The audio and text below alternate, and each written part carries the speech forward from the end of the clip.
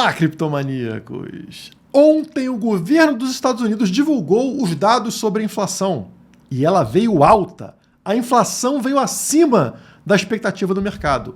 Isso gerou uma forte queda nos mercados ditos de risco. Por quê?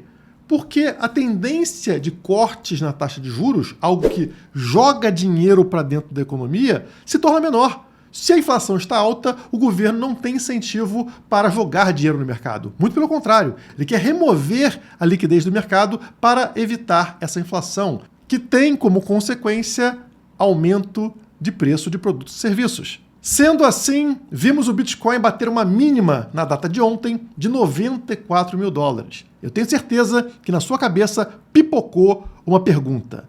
Será que a alt-season foi pro brejo? Nesse vídeo eu quero te apresentar o golpe da inflação. O uso que o governo faz de indicadores econômicos, como por exemplo a inflação, para controlar o mercado.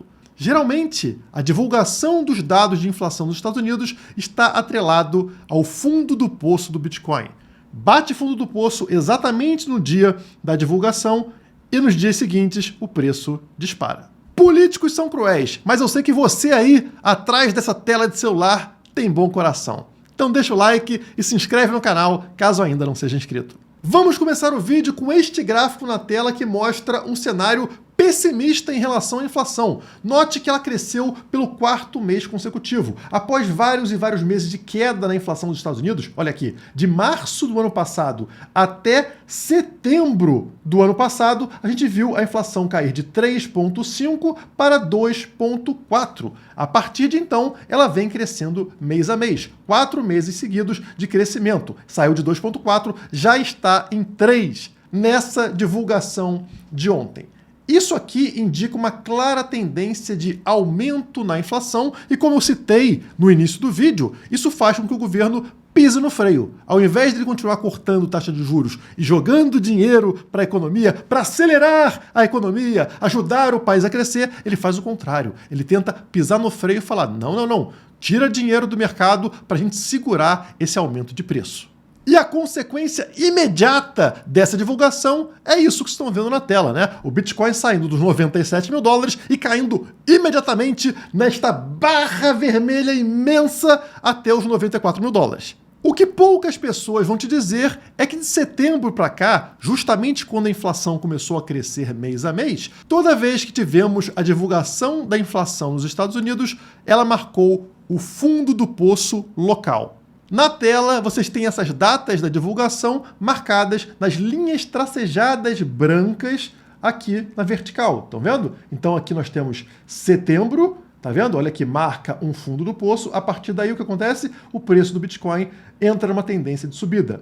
Depois passamos para outubro, aqui está a divulgação da inflação nos Estados Unidos, fundo do poço, e a partir de então o preço dispara na sequência. Passamos para novembro, aqui está a divulgação da inflação e, como vocês podem ver, marca um fundo local e a partir de então acontece uma disparada forte no preço. Passamos para dezembro do ano passado, aqui está a divulgação da inflação, mais uma vez fundo local, e a partir dela disparada no preço. Janeiro desse ano, olha só onde foi a divulgação da inflação, mais ou menos fundo local, né? E a partir de então acontece uma disparada forte no preço do Bitcoin, levando ele dos 92 até bater na alta histórica dos 109 mil dólares. E agora, mais uma vez, como vocês podem ver, estamos num fundo aqui, né?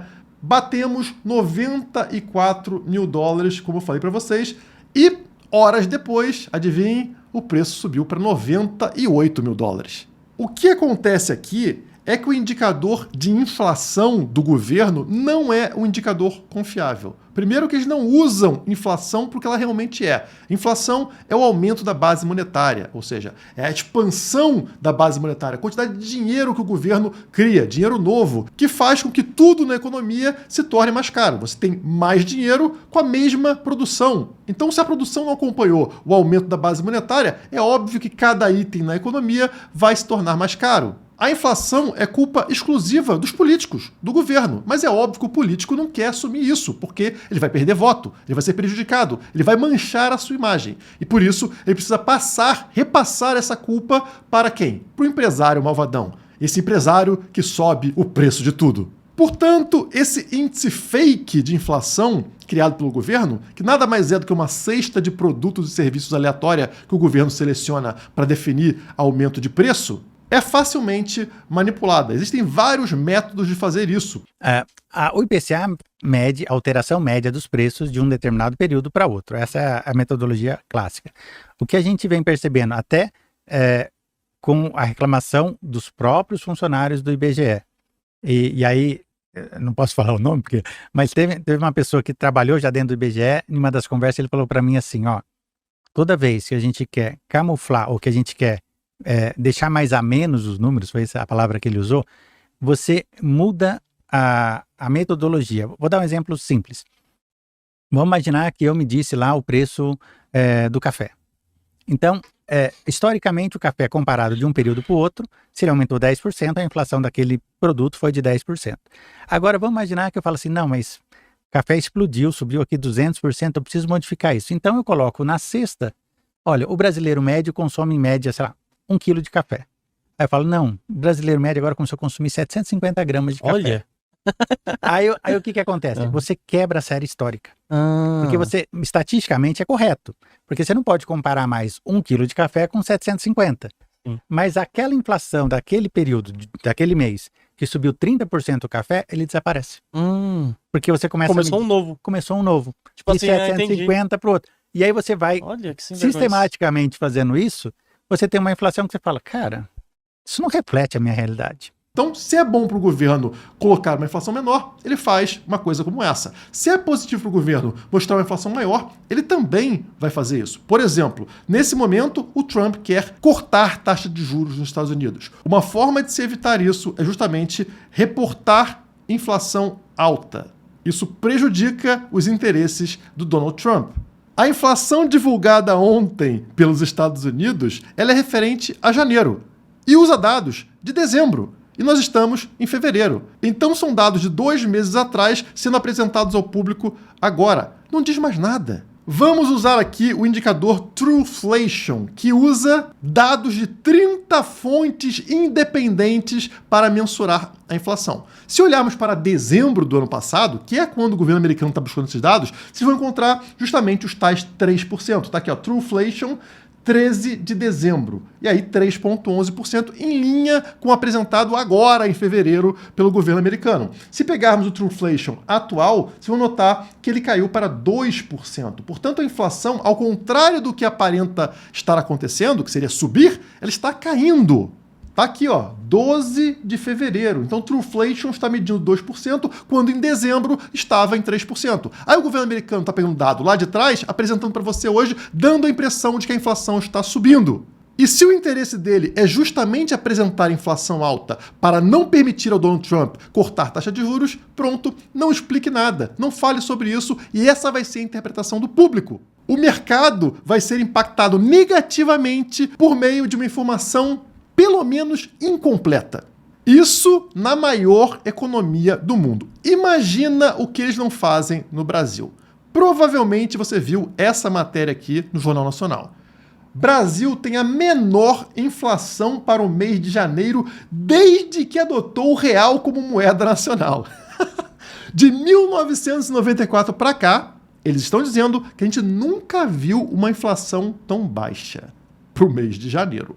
Você deve ir no mercado, deve ir no posto de gasolina, deve fazer compras por aí.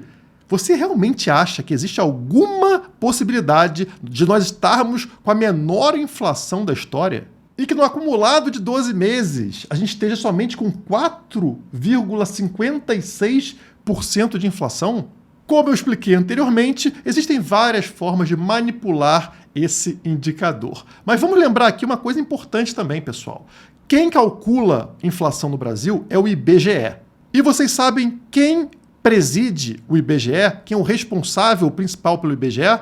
O ex-presidente do Instituto Lula. Como que o principal nome do Instituto do Presidente da República é o cara responsável por calcular os indicadores que definem se o governo do Lula é bom ou é ruim? Não temos um claro conflito de interesses? O funcionário do presidente diz se o presidente é bom ou ruim por meio de índices. Será que a gente pode confiar desses índices, nesses indicadores econômicos? E mesmo se fosse uma pessoa isenta, que não tem nenhuma relação com o governo, mesmo assim, esse indicador continuaria sendo somente uma cesta de produtos e serviços aleatória, que não reflete a inflação, como eu disse, é a expansão da base monetária. Citando aqui o analista Cauê Oliveira, ele disse o seguinte: você é tolo o bastante para acreditar que a inflação de preços brasileira é 4,56%, enquanto a base monetária, M2, cresceu 14,44% nos últimos 12 meses? Isso aqui, ó, pessoal, M2 é a inflação de verdade. Isso aqui é a expansão da base monetária. Cresceu, como vocês podem ver aqui no gráfico, 14,44%. Essa é a inflação real em 12 meses no Brasil. Mas o governo não vai falar que é 14 para você, porque isso queima o filme do Lula, queima o filme do governo. Então ele vai fazer aqui a maluquice necessária para passar que a inflação foi de somente 4,5%. E são esses índices sem sentido que fazem com que a grande massa entre em pânico quando a inflação é divulgada. Isso que explica por que sempre na divulgação da inflação a gente vê um fundo do poço para o Bitcoin. As pessoas vão lá, vendem os seus Bitcoins e, na sequência, aqueles que são um pouco mais espertos, que têm informação interna de que a inflação realmente não é essa, compram os seus Bitcoins, fazendo o preço disparar. E agora nós temos uma concorrência ainda maior, porque governos estão entrando na história. E de quem que eles vão ter que comprar os bitcoins? Talvez você pense que os governos irão comprar das grandes empresas, dos ETFs. Não, amigo, não. Dá uma olhada no gráfico na tela. Na verdade, praticamente 70% dos bitcoins existentes estão na mão de indivíduos, pessoas, eu e vocês aí, 70% dos bitcoins. Aqui está o grosso do Bitcoin. Vocês podem ver que perdidos tem 7,5%, ETFs tem 6%, Satoshi ficou com 4,6%, empresas 4,4%, governos somente 1%. Isso significa que se o governo quiser expandir essa quantidade, aumentar, criar reserva estratégica de Bitcoin, ele não vai comprar de quem tem 4%, ele vai ter que comprar de quem tem 70%. E quem tem 70%? Indivíduos, vocês aí. E será colocando medo em você com dados manipulados, como por exemplo de inflação, que o governo vai te fazer trocar o seu Bitcoin precioso pela porcaria da shitcoin estatal, dólar, real, euro. Quando, na verdade, você deveria questionar o seguinte: se a moedinha que eu uso está com a inflação maior, ou seja, o governo está descontrolado, imprimindo mais dela sem nada que eu possa fazer, isso não é uma razão maior para eu migrar para o Bitcoin? Para eu parar de usar essa porcaria e usar o Bitcoin, que tem uma inflação controlada e conhecida? Você sabe exatamente quantos Bitcoins entram no mercado desde o seu nascimento até o último dia que teremos mineração? É óbvio, pessoal. Se a tua moeda está com mais inflação, maior o motivo de você migrar para o Bitcoin. Mas as pessoas ainda não pensam assim. Elas ainda pensam com a cabeça do mercado tradicional. É justamente o Bitcoin que te salva da inflação, que a gente pode chamar aqui de imposto invisível. Ok, como a gente viu, sempre que é divulgada a inflação dos Estados Unidos, o Bitcoin tende a disparar. Mas disparar até onde, Guilherme? Isso é difícil saber. Mas o Bitcoin vem subindo em ondas de 52% de valorização. Olhem para o gráfico na tela que vocês vão perceber isso. Estão vendo as ondas aqui na direita, né? Cada período desse aqui, 52% de subida. Notem que como do fundo do poço aqui até atingir essa linha azul, onde a gente tem o 1,618 da Fibonacci, a gente tem justamente 52% de crescimento no preço do Bitcoin.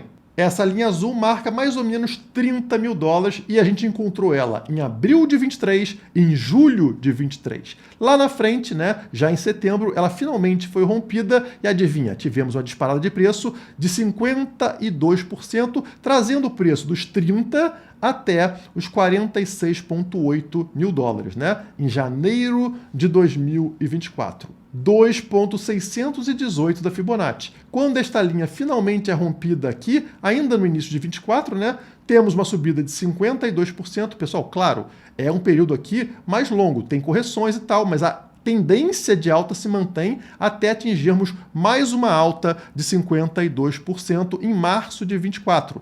3,618 da Fibonacci, tá? $71 mil.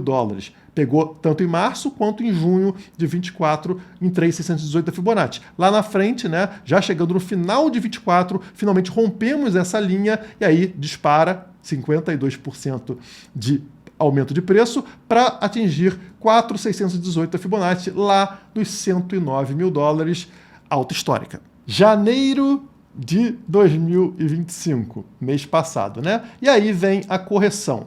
Como vimos, divulgação da inflação nos Estados Unidos e a partir de então o preço volta a ter uma tendência de subidinha, né? Ele bate 94 e ele volta a se recuperar muito cedo para dizermos se continuar recuperando ou não, mas enfim, mantendo a tendência que a gente vem observando, seja agora, seja daqui a algumas semanas, a gente rompendo o 4,618 da Fibonacci lá nos 109 mil dólares, tende a ter mais uma disparada de 52%. Aonde nos levaria? Incríveis 166 mil dólares, como vocês estão vendo aqui, lá no 5,618 da Fibonacci. Tá? Março de 2025? Não sei, pessoal. Não sei quando isso vai acontecer. São várias semanas aqui até o preço atingir esse novo patamar. Mas o que eu quero mostrar para vocês é que ele vem seguindo uma tendência clara de lateralização, rompimento, disparada de 52% no preço do Bitcoin.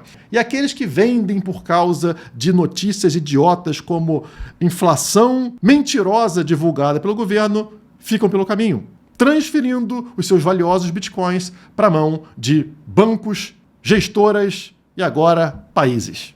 E outro ponto muito importante para vocês aí, que eu sei que a maioria está até o talo de altcoins, é que existe um ciclo, né?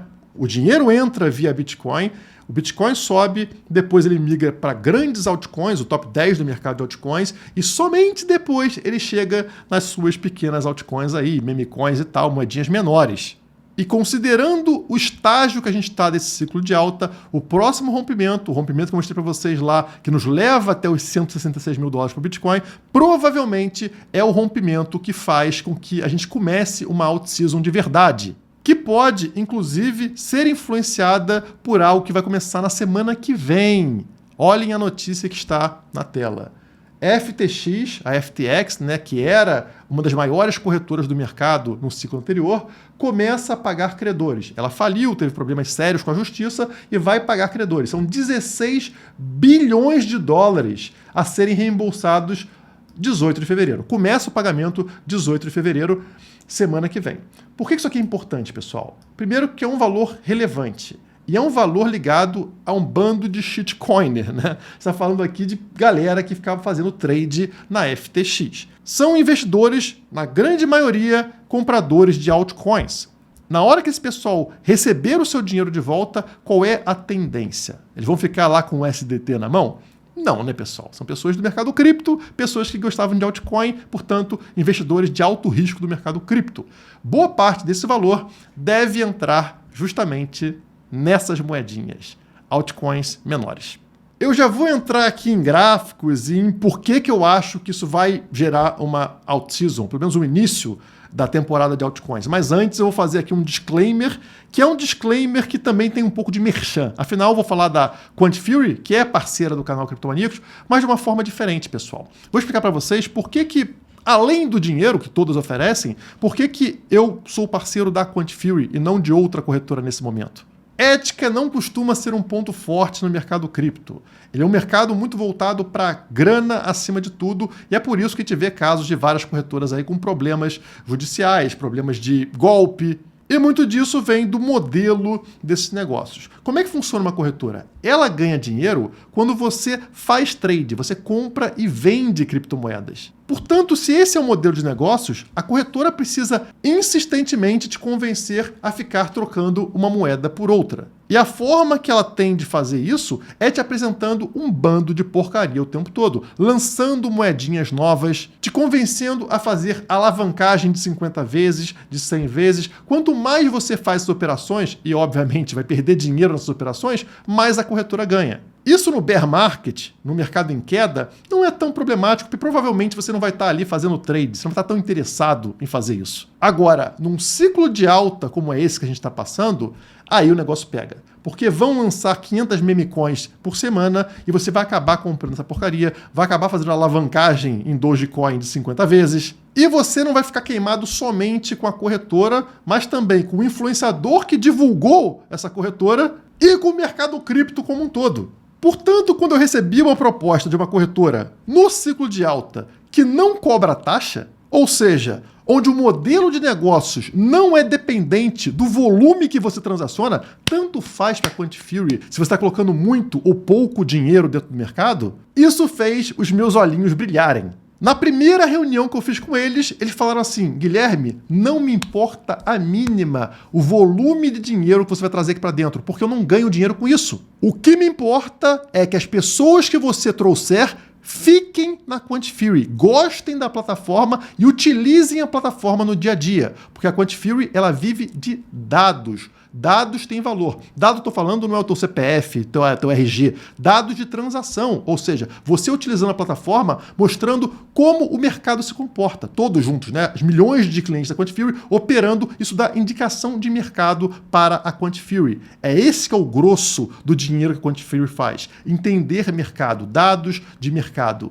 Então, o que ela não pode aceitar é que as pessoas entrem, não gostem do produto e saiam, ou que entrem e não utilizem o produto. E isso é ótimo, porque o incentivo para eles é que o produto seja bom. E não cobrar taxa faz parte disso, o produto ser melhor para você do que os concorrentes. E é devido a esse modelo, digamos, mais ético do que outras corretoras do mercado que a Quantifury teve acesso a mercados que outras não têm. Mercados extremamente regulados e controlados, como, por exemplo, Reino Unido. Sim, a Quantifury pode operar no Reino Unido, enquanto outras corretoras não conseguem. Enfim, fecho aqui esse parêntese. Quem tiver interesse na Quantifury, o link, como sempre, está na descrição ou no QR Code aqui embaixo. Pois bem, então a FTX vai devolver bilhões de dólares para o mercado e esse valor deve pingar para dentro de altcoins. Isso é interessante, porque notem aqui o que eu falei sobre o ciclo do mercado cripto. Vocês percebem que o Bitcoin ele está aqui já neste patamar, tá vendo? Ele já passou por várias fases do mercado cripto. Rompeu aqui esta linha de baixo, deu uma disparada até esta região amarelada aqui, abaixo dessa resistência, né, esta linha, e rompeu finalmente a resistência, dando este esticão até os 109 mil dólares. A Ethereum, né, e aqui outras altcoins do top 10, aqui no caso é esse o gráfico, né, altcoins do top 10, fizeram o mesmo movimento, mas estão um estágio atrás do Bitcoin, ou seja, pararam nesta resistência aqui, estão vendo? Essa resistência. Não teve ainda o esticão que o Bitcoin teve. Esse é o próximo passo para essas grandes altcoins. E se você olhar para as altcoins menores, ou seja, todas as altcoins, excluindo o top 10, elas estão no estágio ainda anterior, ou seja, nesse estágio da região aqui amarela para roxa, ou seja, um passo atrás das altcoins do top 10 e 2 passos atrás do Bitcoin. Portanto, no próximo passo, a gente vai ver as altcoins saírem aqui dessa região de 200 bilhões e virem buscar o topo, buscar resistência lá em 500 bilhões. Ou seja, mais do que dobrar de valor. Não todas. Isso é o mercado de altcoins menores como um todo. A gente não sabe quais que vão valorizar. Mas é claro que esse mercado subindo, quase todas vão ter um desempenho positivo. E aí a gente vê algumas coisas interessantes acontecendo, como, por exemplo, essa notícia que saiu na Cointelegraph ontem. Notem aqui, ó. Vou traduzir o post para vocês, tá?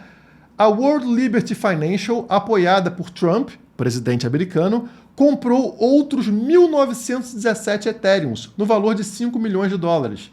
Trump, né, a empresa ligada ao Trump, comprando Ethereum e também Move, uma outra altcoin, no valor de 470 mil dólares. Tá aqui, ó, a blockchain aberta para vocês, mostrando justamente essas compras da World Liberty Financial, ligada ao Donald Trump. Que legal, né? Saem dados da inflação, um bando de gente vende Bitcoin, enquanto grandes baleias e até empresa ligada ao Donald Trump tá lá comprando não somente Bitcoin, mas tá comprando altcoin, que é muito mais arriscado do que Bitcoin.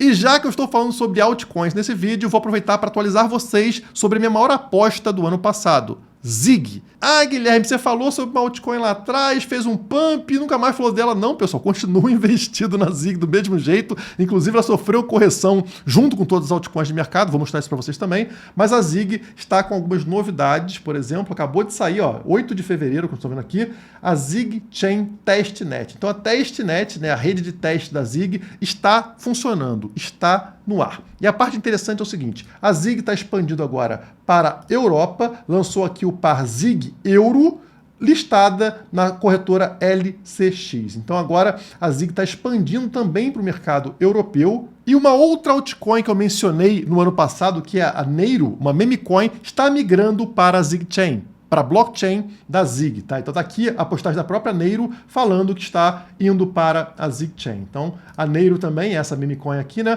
está migrando para dentro da ZIG Chain, mostrando que a rede está já sendo usada, está sendo escolhida por projetos. Isso é muito interessante. Inclusive, a gente vê aqui uma primeira exchange descentralizada, Oroswap, migrando para dentro da ZIG Chain, ela que utiliza inteligência artificial para funcionar. Tudo isso já está rodando dentro da rede da ZIG. Eu espero, né, já que estou investido, que gere valorização. Como vocês podem ver no gráfico aqui, ó, esse é o gráfico histórico da ZIG. Ela teve um crescimento fantástico, né, de 2023 para cá, muito grande, mas notem que no último mês ela teve uma forte queda. Deixa eu ver aqui, ó, mensal, gráfico mensal da ZIG. Vocês percebem que ela bateu lá em cima em 13 centavos de dólar e agora está aqui em 9 centavos de dólar. Teve uma correção forte. Eu espero que com essa explosão das altcoins que deve acontecer nos próximos meses, a ZIG também acompanhe, aliviando um pouco a minha barra. Eu estou positivo na ZIG, né, porque entrei no ano passado, mas é claro que eu não quero ter essa queda de preço que a gente viu. Eu espero que ela tenha uma explosão muito maior ao longo desse ano para eu bater a minha meta. Lembrando que nenhuma dessas altcoins mencionadas nesse vídeo ou em qualquer vídeo do canal é indicação de investimento.